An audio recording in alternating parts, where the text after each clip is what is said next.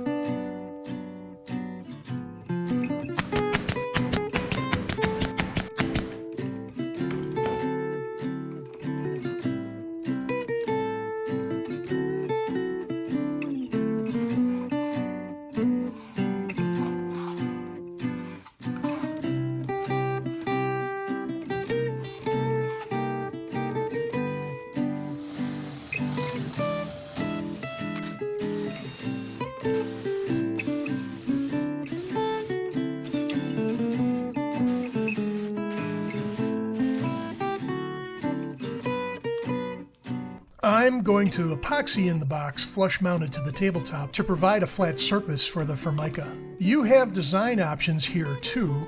By using a good quality piece of cabinet grade birch plywood, you can choose to stain or paint the top and skip the Formica step altogether.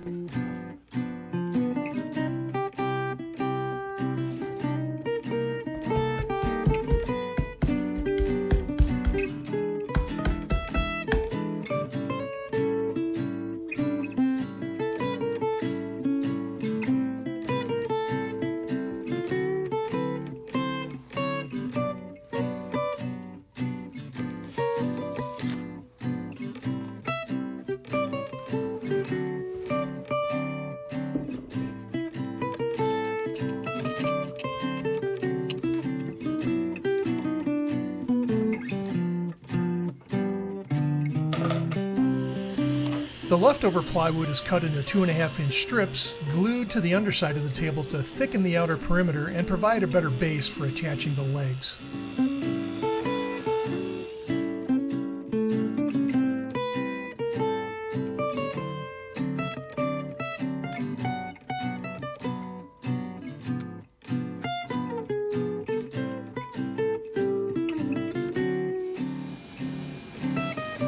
For the legs, I'm using some thicker white ash stock that I had. 2 pieces were thick enough to stand alone, while I had to glue up some thinner stock to get me to the 2-inch thickness that I needed. The legs need to be at least 2 inches in width to support the locking hinges that I've selected. If you don't have a hardwood option, you can use thicker clear pine or poplar, provided it's at least 2 inches square in dimension.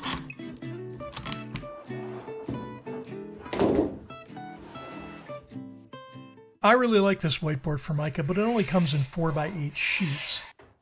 The contact cement used for bonding the Formica is pretty nasty stuff. I would recommend doing the glue up outside in a well-ventilated, flame-free area if the temperatures allow. In winter in Michigan, I had to force air through my shop directed outside. Again, not a mandatory step for this project should you prefer to paint or polyurethane the top.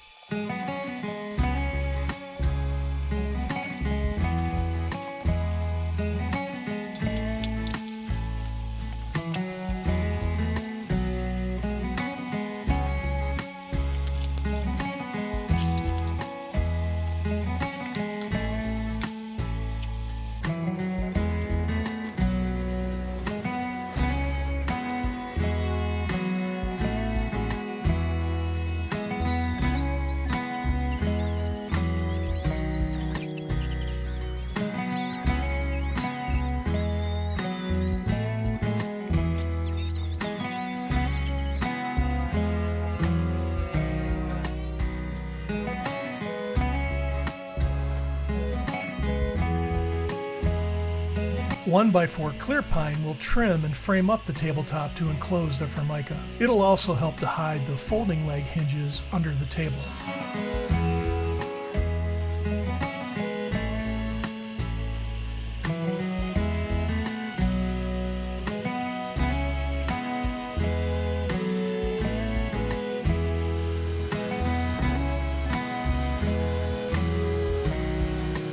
The legs were trimmed to a final length of 20 inches, and then they were pre-drilled to accept the 2-inch wide locking hinges. These hinges are available at a number of online outlets in sets of 4.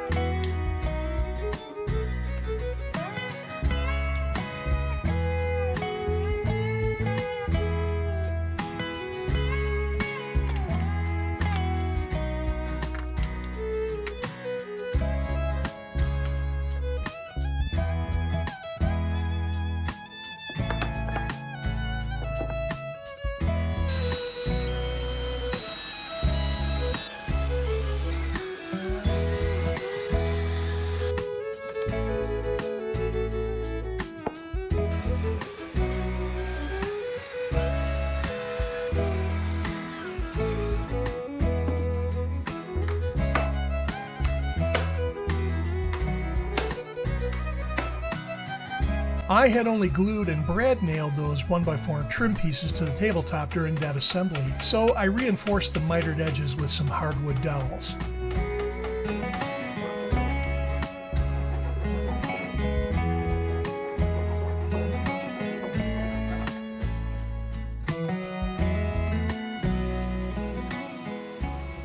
My design calls for the sides of the chair frame to be cut from a single wide hardwood board. After planing the rough sawn wood, my thickness came in at just under an inch, which is going to be fine for a kid's chair. If softer woods are your only option, like pine or poplar, I'd recommend doubling up that standard 3/4 inch thickness to give you legs that are at least 1.5 inches thick. I detail those options for you in that free set of build plans you'll hear about at the end of the video.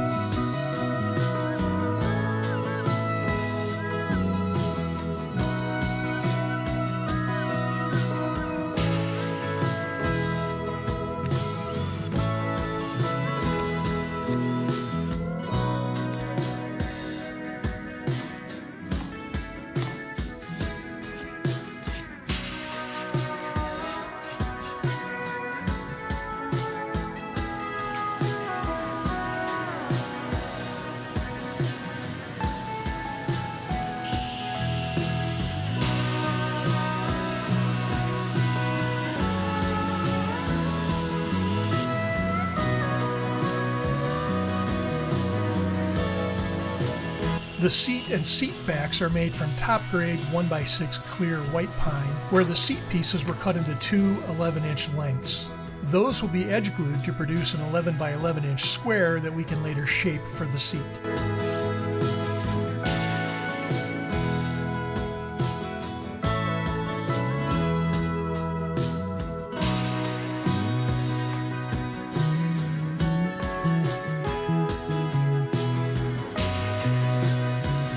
I chose to cut a curved outer edge for that seat, and then I notched them in at the back to inset into the chair frame.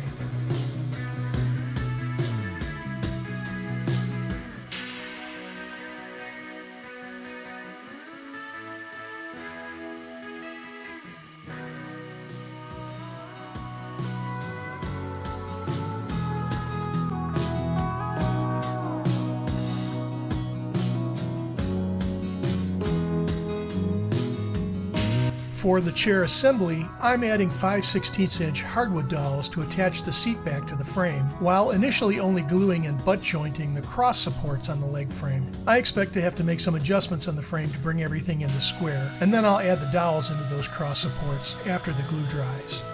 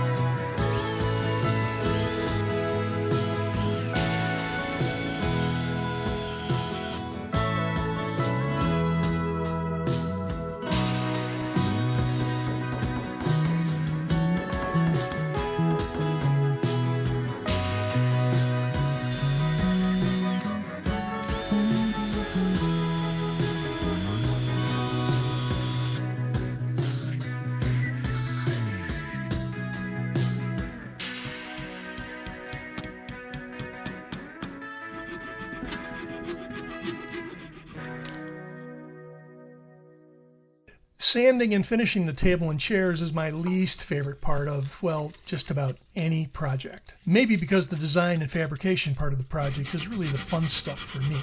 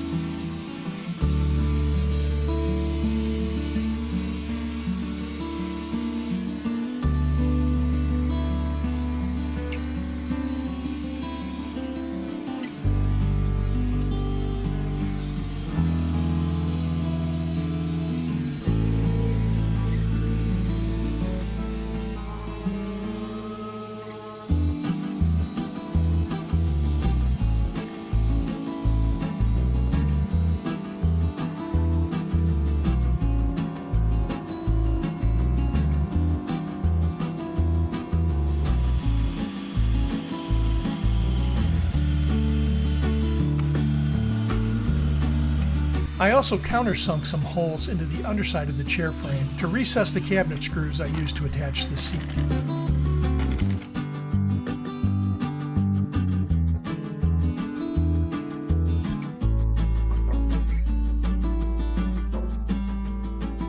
I wound up choosing some Danish oil to finish the wood surfaces, mostly because it's easy to wipe on and it leaves a hand-rubbed oil finish look to the wood. It darkens the grain a little bit too, but I like how the white ash and the pine actually fit together on this project.